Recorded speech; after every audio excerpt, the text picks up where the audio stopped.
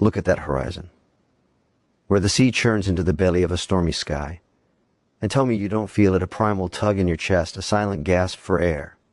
This isn't just a pretty screensaver. This is a planetary-scale battle happening in slow motion, a collision of two titanic fluid systems that dictates everything from the oxygen in your lungs to the stability of our global climate. And what you're witnessing in these waves under a brooding canopy of clouds is a direct visual echo of chaotic energy transfers that began on the surface of the sun. We are conditioned to see peace in ocean scenes, but I need you to reprogram that instinct right now. That dramatic vista is a lie of perspective, a calming facade over a realm of unimaginable violence and complexity. Every single crashing wave you see is not merely water moving. It is the final, exhausted breath of a journey that spanned thousands of miles. A journey born from solar winds distorting Earth's magnetic field, which influences high-altitude jet streams, which in turn sculpt those low-pressure systems that generate the winds, which, after days of friction, finally transfer their stolen atmospheric energy into the ocean's surface, creating a swell that travels across entire basins only to detonate on this shore. The dramatic clouds above are not a separate painting. They are active co-conspirators. Those towering cumulonimbus formations are essentially the ocean's own breath, caught in a violent feedback loop. As the wind roughens the sea, it increases its surface area, accelerating evaporation. That moisture-rich, warmer air rises into the colder atmosphere, condensing into those very clouds, releasing latent heat that further fuels the winds, which then whip the ocean into a greater frenzy. This is the ocean-atmosphere coupling, a dance of mutual destruction, and you are seeing its most visceral performance. The data is staggering. A single cubic meter of that seemingly innocuous foam at the wave's edge can contain over 1 billion organic particles, viruses, and bacteria, launched into the atmosphere by the bursting of bubbles, becoming cloud condensation nuclei. This means those dramatic, picturesque clouds are literally built from the essence of the ocean, a sea-to-sky inoculation that governs rainfall patterns across continents. Furthermore, the color of that water, that slate gray, green, and deep indigo, is a direct data readout. The gray is the sky's reflection, sure, but the green often signals a massive, subsurface phytoplankton bloom, microscopic organisms that through photosynthesis produce over half of the planet's oxygen. That drama, therefore, is literally the visual signature of the Earth breathing, and the sound, the relentless roar, is a continuous infrasound signal, a pressure wave traveling through the Earth, and water that whales use for navigation, and that can induce states of calm or anxiety in the human brain, which is why you feel both soothed and humbled simultaneously. This scene is not passive. It is hyper-connected node in a planetary network.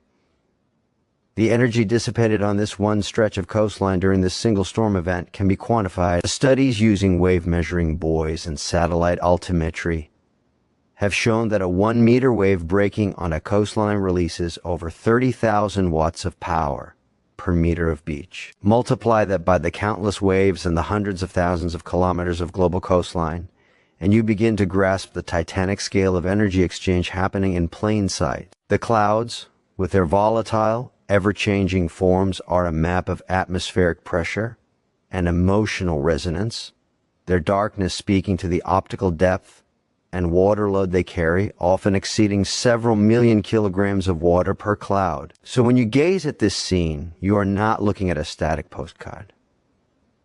You are looking at a living, breathing, screaming organ of the Earth, itself a real-time visualization of fluid dynamics, thermodynamics, biological productivity, and geophysical force that makes every human endeavor seem fleeting. This understanding changes everything. It transforms a moment of aesthetic pleasure into a moment of profound scientific and existential literacy. You are not just watching waves and clouds, you are witnessing the planet's circulatory and respiratory systems laid bare, a system upon which your every heartbeat depends. To truly decode the drama, we must descend into the chaos, into the point of collision where water meets land, because that cathartic crash is where the energy finds its voice and where the hidden geometry of chaos reveals itself. Watch closely as a wave approaches. It doesn't simply rise and fall, it begins to feel the bottom. Even in deep water, the orbital motion of the water particles extends downward, and as the seafloor shallows, this motion gets compressed, dragging and transferring kinetic energy upward, stealing speed from the wave's base and forcing its top to outrun its foundation. This is wave shoaling, and it's the first act of the tragedy. The wave, now a prisoner of the rising seabed, has no choice but to grow taller, steeper, and more unstable. But here's the organic data point most miss. The exact moment of breaking, whether it's a gentle spilling cascade or a thunderous plunging tube, is dictated by a precise, calculable ratio. It's called the Erie Barren number, a dimensionless value derived from the slope of the seabed and the steepness of the wave itself. A gently sloping sandy beach will produce the long, rolling, spilling breakers, dissipating energy over time, while a sudden, steep reef or rocky bottom creates the iconic, air-throwing plunging jaws we associate with surfing. That dramatic sky, heavy with moisture, lowers the ambient air pressure on the water surface, technically allowing the waves to grow just a fraction taller, adding to the looming sense of scale. Now, listen to the sound. It's not one sound, but a symphony of destruction. The initial crash is the macro event, but it's followed by the hiss and gurgle of the uprush, the swash as billions of water particles fight gravity to climb the sand. Then the backwash, the water's retreat, which is not a peaceful withdrawal, but a violent excavation, dragging tons of sediment and pebbles seaward in a turbulent undercurrent, carving the beach from below in a process known as negative feedback. This is the beach breathing, a literal reshaping of the continent's edge with every wave. And within that sediment are quartz crystals ground from ancient mountains, and minute fragments of shells from creatures that lived and died in epochs past, all being sorted by grain size and density in a relentless natural refinery. The foam itself, the sea's white exhalation, is a chemical and biological broth. It's stabilized by long-chain molecules like proteins and lipids excreted by the very phytoplankton that color the water. This foam can persist for minutes, creating a temporary habitat for insect larvae and a vector for transporting marine bacteria inland. The clouds above are participating in this exchange. Sea spray aerosols, launched by the bursting bubbles in that foam, are carried on the onshore winds fed by the storm system, seeding the clouds with organic matter from the ocean. It's a tangible, physical connection. The ocean is quite literally injecting itself into the atmosphere you see. Furthermore, the temperature difference between the cold ocean water upwelled from deeper layers by the storm's action and the warmer, moisture-laden air of the clouds creates a microclimate right at the shoreline. This thermal boundary layer is why you feel that sudden, chilling dampness in the air, a local weather system born directly from the conflict you are watching. The data from wave tank experiments and coastal monitoring stations shows that the force of a single 2-meter plunging breaker can exert pressures exceeding 30,000 kilograms per square meter on a seawall, a testament to the density and momentum of water. Yet, in this apparent chaos, there is a hidden fractal order. The pattern of bubble distribution in the foam, the branching of the water's retreat channels in the sand, and even the distribution of wave heights over time follow mathematical power laws and chaotic attractors, patterns found in heartbeat intervals and stock market fluctuations. The system is deterministic yet unpredictable, sensitive to infinitesimal initial conditions, the very definition of chaos theory playing out on a kilometer-wide stage. This shoreline is not a boundary, it is a transformer, a dissipative structure that takes the organized, translational energy of a distant swell and converts it into sound, heat, geological work, and biological dispersal in a glorious, messy, and infinitely complex explosion of physics. To stand before it is to stand before the engine of planetary change. But the story doesn't end at the shoreline.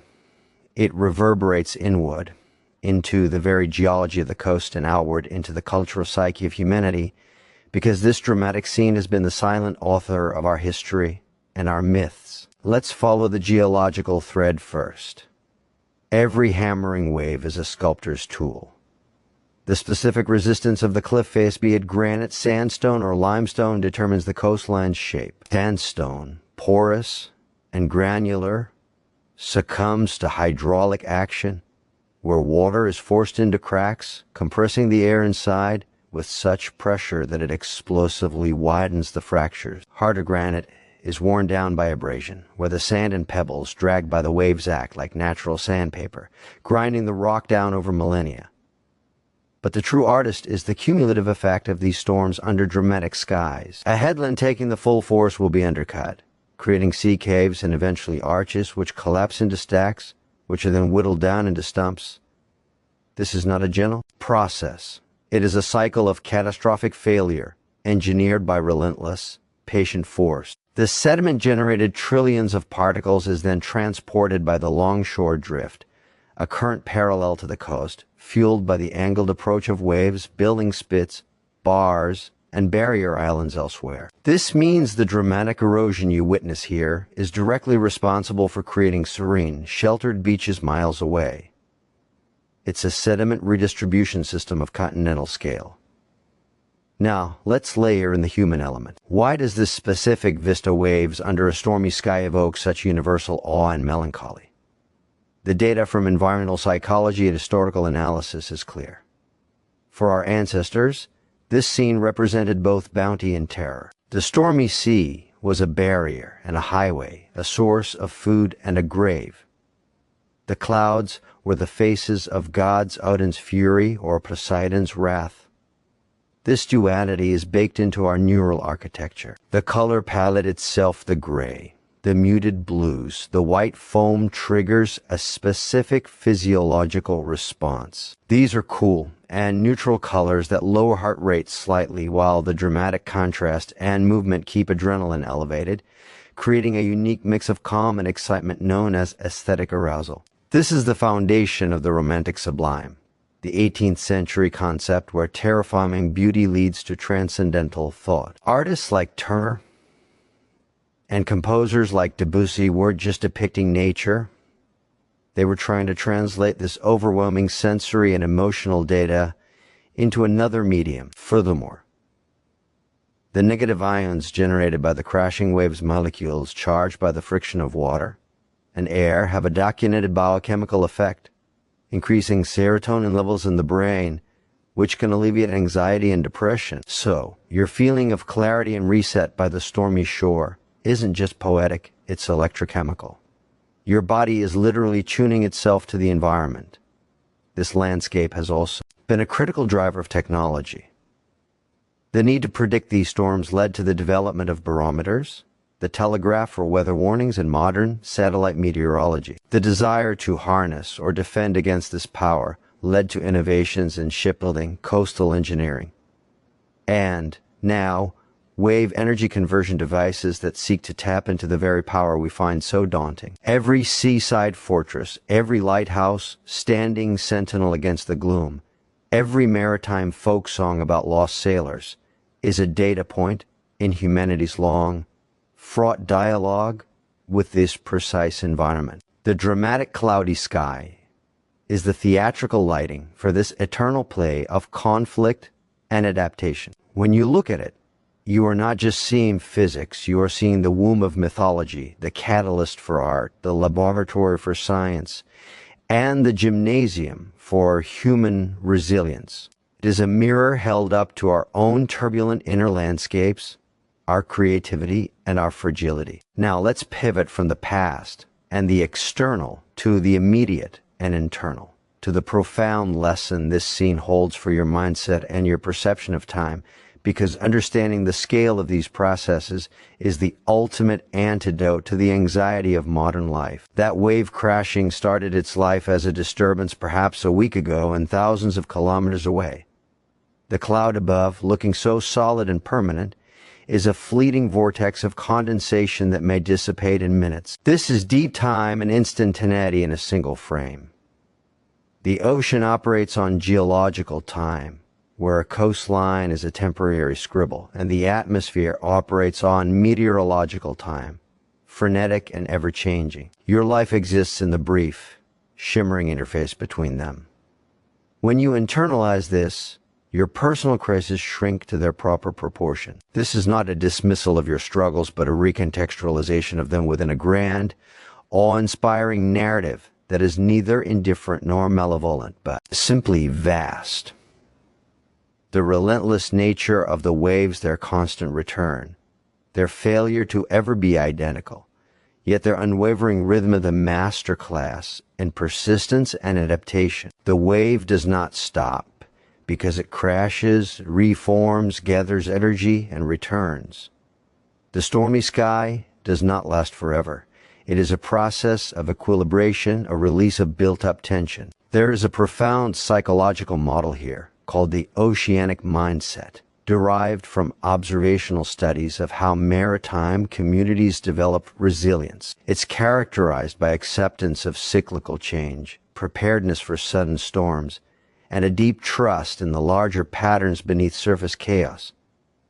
By consciously immersing yourself in this vista, you are engaging in a form of ecological therapy. Your brain's default mode network, associated with self-referential worry, is quieted, and your attentional networks are captivated by an external, pattern-rich stimulus that requires no cognitive judgment, only observation. This induces a flow state. Neuroscientific research using EEGs on subjects viewing dynamic nature scenes shows increased alpha wave activity, indicative of wakeful relaxation and decreased anxiety. The audio component, the roar, acts as a form of acoustic masking, a pink noise that drowns out the jarring, abrupt sounds of human-made environments, allowing your nervous system to down-regulate. This is backed by hard data from biometric monitoring. But let's take it further into practical philosophy. The sediment transport is a metaphor for resource management, taking what is eroded from one area to build and nourish another. The feedback loop between sea and sky is a lesson in interconnectedness. No action in a complex system is isolated.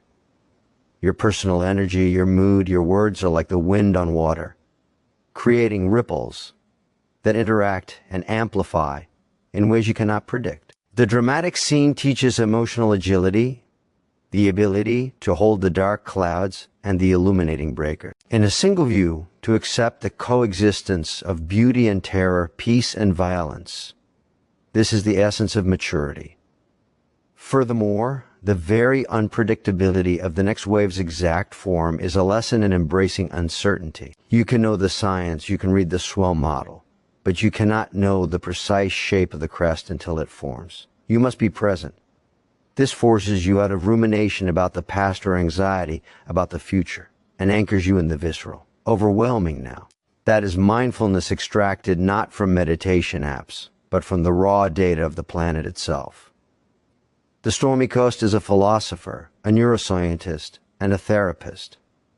It offers not just a visual spectacle, but a complete cognitive and emotional recalibration. It tells you that you are part of a system that is both chaotic and patterned, destructive and creative, and that your resilience lies in understanding these rhythms, not in fighting them. To stand before it is to receive a direct transmission of stability from the very heart of planetary turbulence. So, what do we do with this understanding? We move from passive awe to active resonance, because the final, crucial piece of data is this scene, this entire planetary symphony, is changing in ways unprecedented in human history, and your connection to it is the most important variable in its future. The dramatic cloudy skies are becoming more frequent and more intense in many regions due to the increased thermal energy in the climate system. Warmer oceans evaporate more moisture, fueling more powerful storms.